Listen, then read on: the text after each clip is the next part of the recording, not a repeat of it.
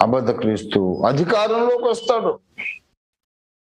అధికారంలోకి వచ్చిన తర్వాత నేనే దేవుడను, నన్ను ఆరాధించండి అని భూ ప్రజలందరినీ బలవంత పెడతాడు. ఒక ఇశ్రాయేలీయులకు మాత్రం మినహాయింపు.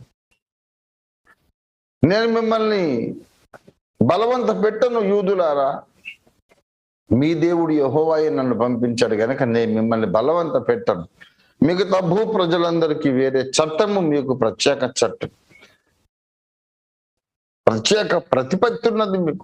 మీరు దేవుని ప్రజలు, మీ మీద నా ఒత్తిడి ఏమీ లేదు అని ఇశ్రాయేలుకు స్పెషల్ స్టేటస్ ఇస్తూ మిగతా భూజనాంగములన్నీ నన్ను మొక్కాలి, ఆరాధించాలి, లేకపోతే మెడకాయ మీద తలకాయ ఉండకుండా ఎగిరిపోద్ది కొబ్బరి బొండం లాగా. You will die immediately. I will behead you.